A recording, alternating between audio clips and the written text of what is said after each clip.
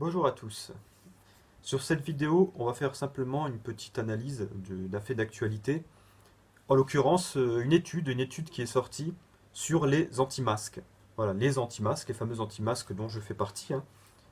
Même si, bon, moi j'aime pas être catégorisé anti-masque, hein, je me définis par beaucoup d'autres choses que par ma position anti-masque, évidemment. Alors, par contre, cette étude a cherché à catégoriser les anti-masques, en dresser une sorte de portrait robot, et nous avons donc, alors je vais vous lire parce que c'est assez effarant, mais vous avez dû le voir dans un petit peu ça, mais je vais surtout en parler de la façon dont les médias l'ont présenté. Je prends l'exemple notamment d'RMC. Euh, tout d'abord, enfin c'est RMC, BFM TV, c'est pareil, hein, c'est le même groupe. Et tout d'abord, donc sur l'étude en elle-même. Alors l'étude commence à nous dire que la personne type, alors ils ont cherché un petit peu sur Internet, hein, ils parlent des profils sur Internet, dans les groupes, vous savez, les groupes anti-masques, etc., qu'il y a sur Facebook.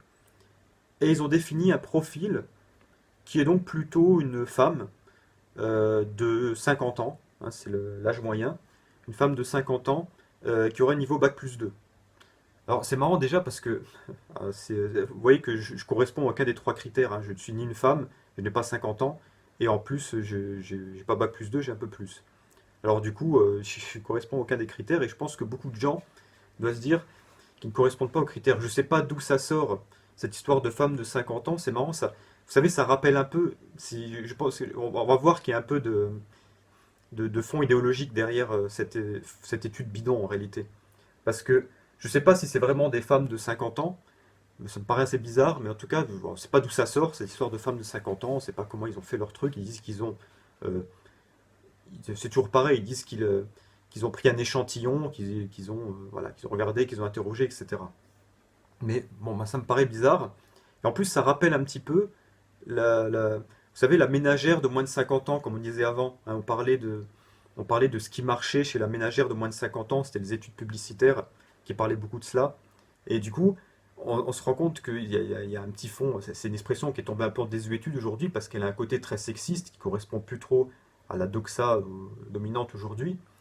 Et du coup, on retrouve ça de manière un petit peu sous-jacente, un petit peu sournoise, cette petite expression qui rappelle, hein, on parle de femmes de 50 ans, vous voyez, qui rappelle un petit peu la ménagère de moins de 50 ans, hein, d'avant, qui était un peu enfin, la consommatrice on va dire, de programmes débiles à la télé, quoi. C'est un peu ça, hein.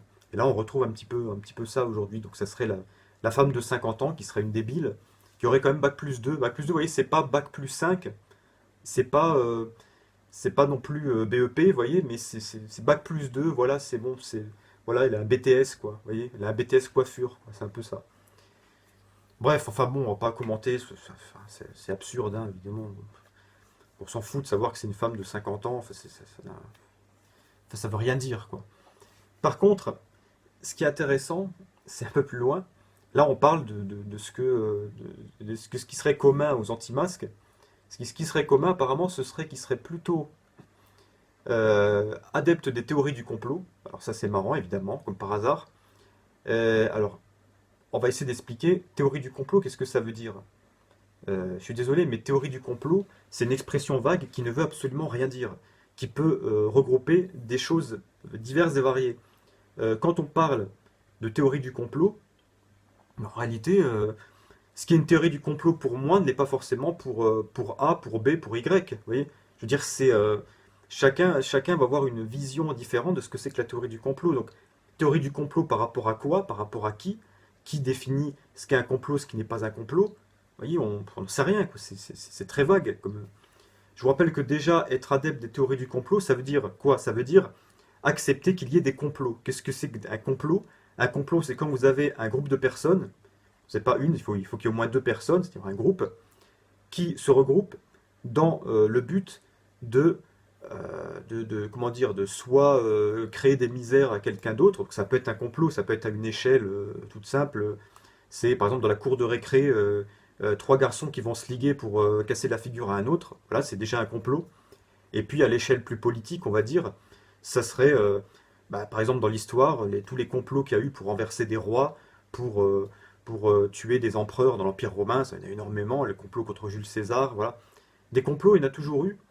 Et ce qui hier était considéré comme un complot, on voit que des années après, ça devient des vérités. Par exemple, on sait que en 1898, quand il y a eu le fameux attentat du Maine, alors c'est pas très connu historiquement, mais c'est ce qui voulait a déclenché une guerre entre les États-Unis et l'Espagne pour le contrôle de Cuba en 1898.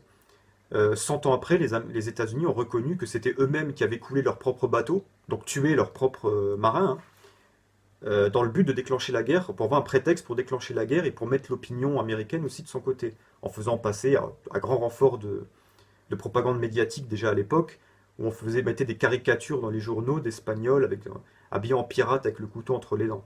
C'est toujours le même procédé. On sait aussi officiellement que la CIA a participé à des coups d'État un peu partout dans le monde et continue à le faire encore, hein.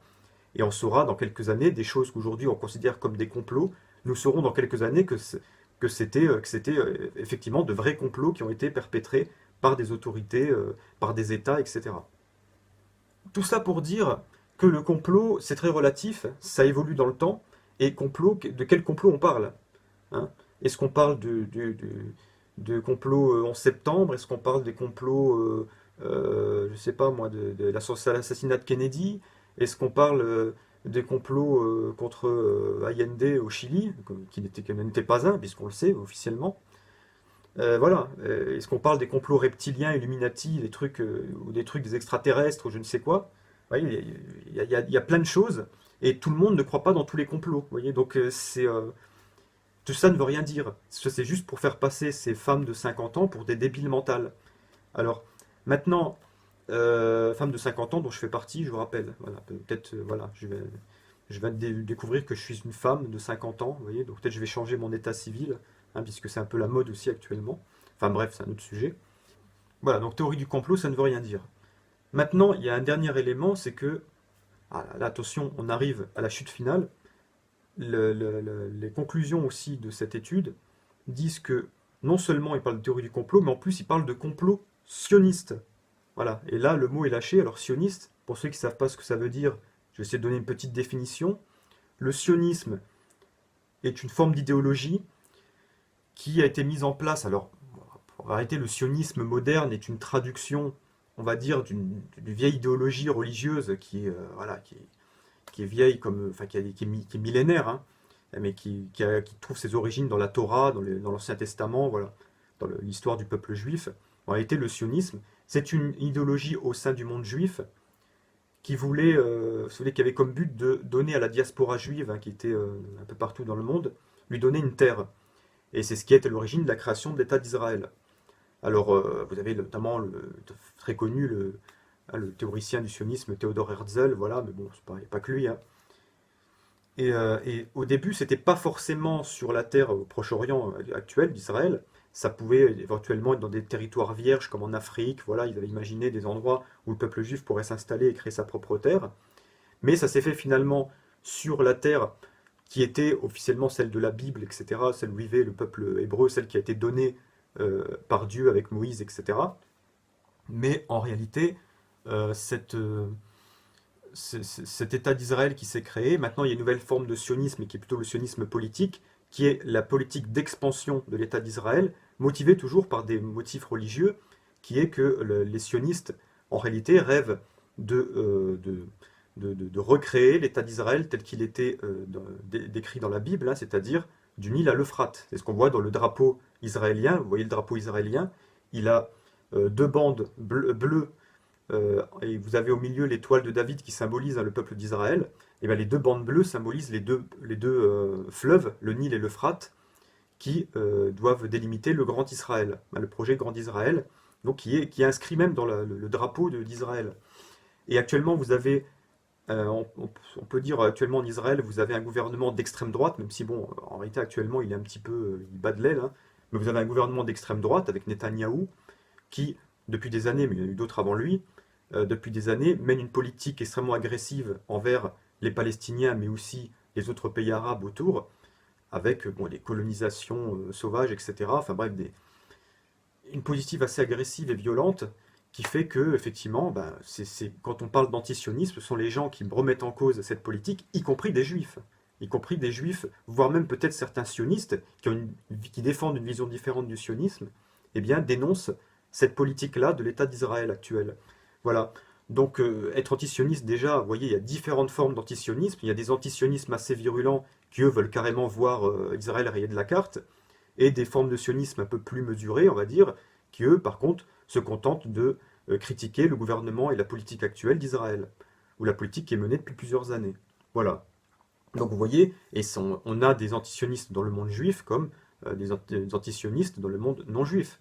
Et le problème, c'est que là, vous avez, alors là, j'en viens au commentaire qui a été fait dans l'émission d'Apolline de Malherbe sur RMC, là, qui nous dit clairement qu'elle a prononcé le mot d'antisémite. Elle a dit ce sont des antisémites. Voilà. Et donc, vous voyez comme on a fait le raccourci antisionisme, antisémite, raccourci qui avait déjà été fait à l'époque par Manuel Valls, quand il était Premier ministre.